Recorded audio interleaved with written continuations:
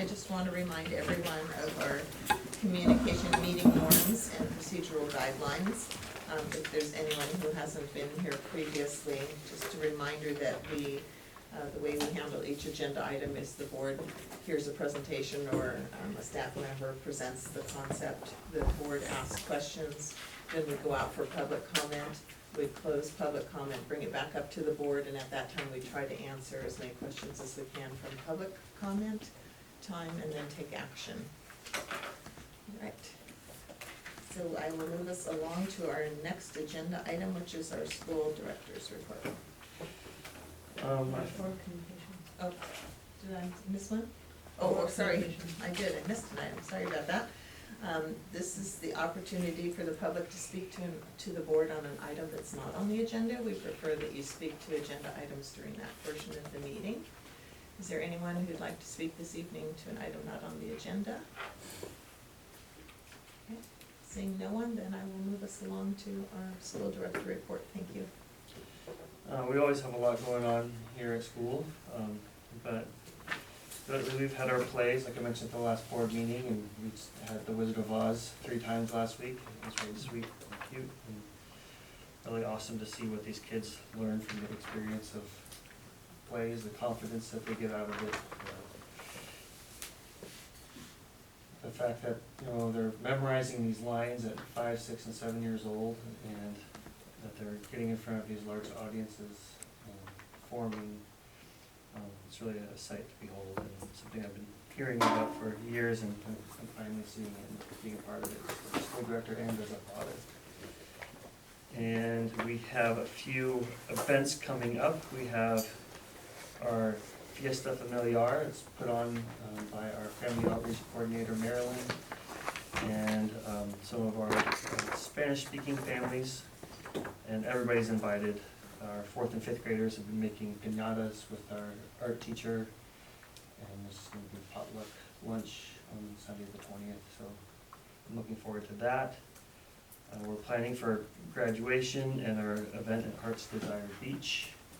So we're going to have a family beach day on the 8th, where the whole school goes to Heart's Desire. And we're also planning for an at-school graduation on the Thursday, the last day of school during the school day. We have our expo coming up, which in the past was called Open House when it was at MAP. But we decided a name change was due because it's really different from what you'd see at an open house. And for those who are not familiar, it's just a time for each child with their teacher to transform their classroom and to show what they've been learning. So they'll be talking about one immersive unit that they've really been digging into. So in this room there'll be the national park. So this classroom is going to be Yosemite. It's going to take the shape of Yosemite. Miss Erica's class is going to be, each kid is going to be taking on a social justice person from history. My son decided he's going to be Woody Guthrie. So his is really cool what these kids, what 7, 8-year-olds, 8, 9-year-olds are choosing. And then the K1 classes are going to be turning into the rainforest. You can kind of see the transformation happening. Chris, I don't know if you want to mention what the 4th and 5th grade class is. Yeah, we're going to be colonies, and so we have got 13 colonies. Each one's going to be represented in a different way, and each student is going to be a person who lived in that colony. When is this? This is May 23rd. May 23rd, from 6 o'clock. Where? Here, in every classroom. We have a parent survey coming up. Teachers need to finish providing input on the parent survey that we're going to be putting out to all families about their experience at the school and areas for growth for us. We'll also be having student and staff surveys coming up in the coming weeks. We are finishing up our testing for English language learners this week and starting our state standardized testing for 3rd, 4th, and 5th graders next week, and that's scheduled to take 2 weeks. It'll probably take a little bit longer for makeups and stuff like that. And that's it for now. Can I just add, we had a really nice teacher appreciation lunch today. Oh yeah, it's actually on there. Yeah. It's Happy Teacher Appreciation Day, Chris. Yes. Great, thank you. Okay, next item on the agenda is board staff information update, so we just did yours. Does anyone else have anything? Okay, seeing no one, then we'll move on to our general items. The first item under the general topics is our 2018-19 facilities request. And I don't, did you want to say anything about that? Yeah, so, I don't have a PowerPoint, we've done PowerPoints the last 3 board meetings. We accepted the district's offer, with a final response on May 1st. And, accepted the 8 classrooms and explained in great detail why we believe their final offer was not legally compliant, and why we are litigating that issue. That I also said in there we'd still want to be a Red Hill, and also said in there that we're still willing to accept a compromise of 9 classrooms and a completed FUA to avoid litigation. And that's pretty much the current situation. Okay. Does anyone have any questions up here at the board? No? Okay. Seeing no one, I'll go out for public comment on this item. Is there any public comment on this item? Okay, seeing no one, I'll bring it back up. It's just a discussion item, so there's no action to be taken at this time, so we'll move on to our next agenda item, which is our LCAP development process and timeline. So I'm realizing I forgot to make copies of our draft LCAP, so I'm gonna throw it up on the screen Okay? real quick. If you wanna push the on button.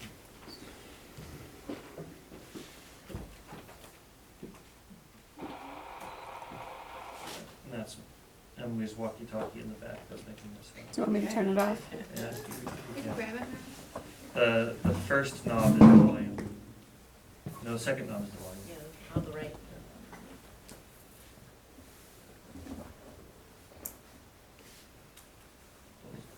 Take me a second to get.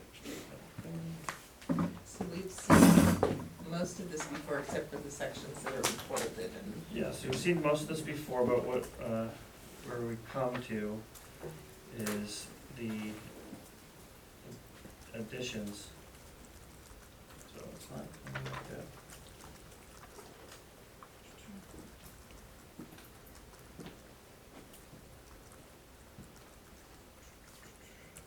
So in large part, the LCAP is staying the same. What we're going to be planning on doing.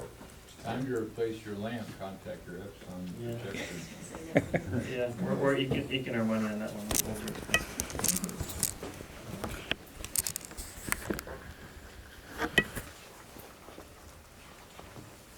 So,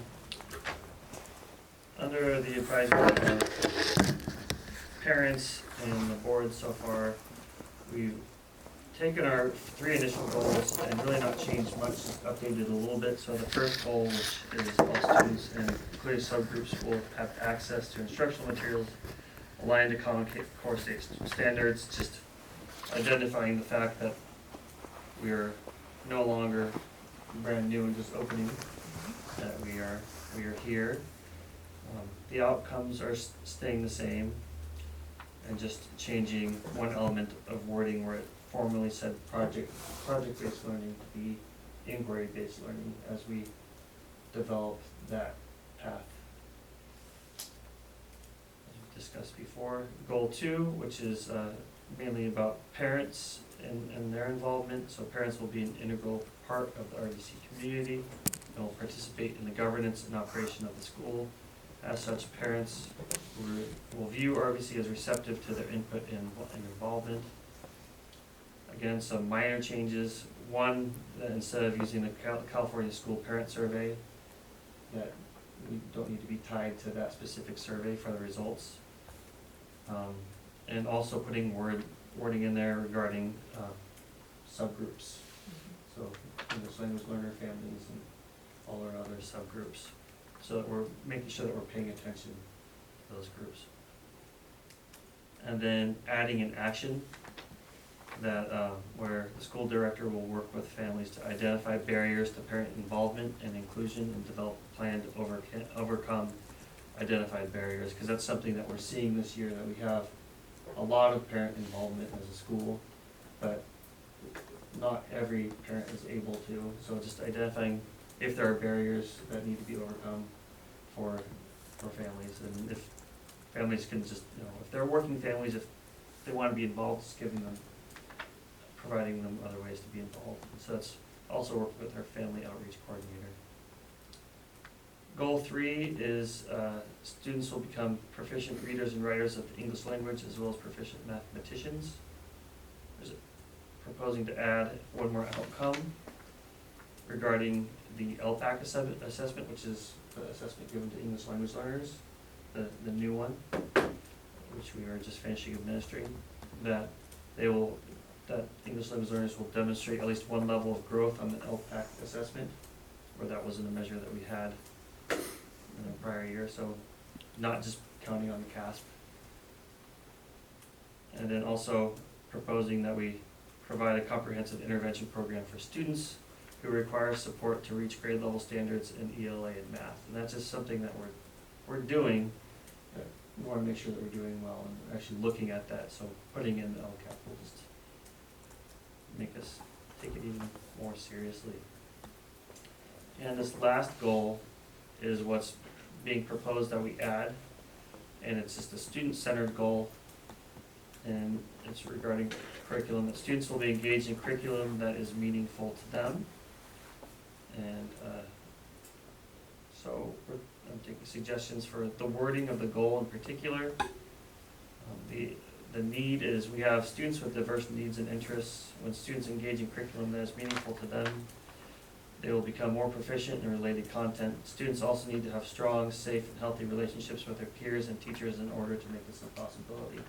So it's also making sure that we have a safe and welcoming school environment and climate. And also making sure that we as a school make sure that we have culturally responsive curriculum and curriculum that kids can identify with. And so there are 3 proposed outcomes that the students on a school survey will say that they're engaged in curriculum that is meaningful to them. That students will identify on the school survey that they have strong, safe, and healthy relationships with their peers. And also students will identify they have strong, safe, and healthy relationships with their teachers. And these surveys are administered to 3rd through 5th graders currently. Because it's hard to give surveys to K through 2nd grade teachers, but that's something we can look at and how we get that feedback from younger kids. And for the 4 proposed actions is staff engaging in inquiry-based learning professional development during the summer and throughout the year, which is something we're currently planning. Enrichment, and our enrichment schedule, so like our PE and art and music will be scheduled in a way to ensure that the teachers have time to work with each other. So things are scheduled at the same time. That will develop and adopt and implement a comprehensive social and emotional learning curriculum, and that is something that we're currently working on. And that will also provide access to on-site school counselor for students in need, so just making sure that we have a school counselor for kids. So there's feedback here, and the next steps from this is just really to look at the budget and how much we'd spend money and where we'd spend money on these budget items. I yield the floor to you guys. Well, I just want to say I'm really pleased with how this last goal has turned out. When it was first discussed, it sounded like, yeah, it was fine, but I think as we got more into the particulars of it, I really like it. I think it's gonna, I feel like that it's good action items that are things that we want to do, but by putting it in this, we'll do it. Especially the one about scheduling our enrichment classes, That's always our intention. it's totally our intention at Bella Park this year, and, it means that we don't have as much time to talk at grade levels, and it really means we can't do what we wanna do. We can't do the kind of projects we wanna do together and things like that, so I'm glad that that's there, and And that's even more critical as we bring other teachers on board, that they have that time to plan. with the Exactly. team. Yeah. And, you know, we're pretty excited about this inquiry-based learning and, you know, we're gonna have training right after school gets out in June and, you know, work during the summer and we just feel like it's like the next level for us. So it's exciting. I'm excited about it. It feels like it's not just, I mean, I've been through this process with other schools and it's just sort of, it feels like it's not, very real and not that, it feels like it's not gonna really impact kids. It's just sort of like check the boxes, you have to do this. This really feels like this is gonna have an impact on our school and on our students, so I'm happy with it. Yeah. Is it gonna go back for review and back to any of the other groups that have been working on it so far, or is it really gonna be at this point tweak the wording and do the budget and bring it back again? I'll just tweak the wording, you know, it's easy just to kind of kick it around for one more review by teachers and parents. Does the leadership council meet again? Did they meet this month already? We met this month and Maybe it'll come to, we have And to this was take part of- action on part our of the- next meeting. this wasn't part of the actual meeting itself, just, we were doing a lot of this reviewing digitally, whereas we've met previously before on a couple different occasions. So I think it'd be good to, like, you know, we have 2 board meetings scheduled in June. One is a hearing for this. Yeah, and but have this one be in the last board meeting in June, so that we have time to have the last leadership council. So we'll have a hearing at the first one and then take action at the second one? Yeah. Good. Any more questions up here? I think it sounds great. No? Okay, So I have a couple of things. okay. In the, either the first or second action item on number 4, there's the thing about teacher development over the summer. Chris sent me an email, kind of with a 30,000, 40,000 foot level idea. And I said, fine, we just need a proposal. And I think the plan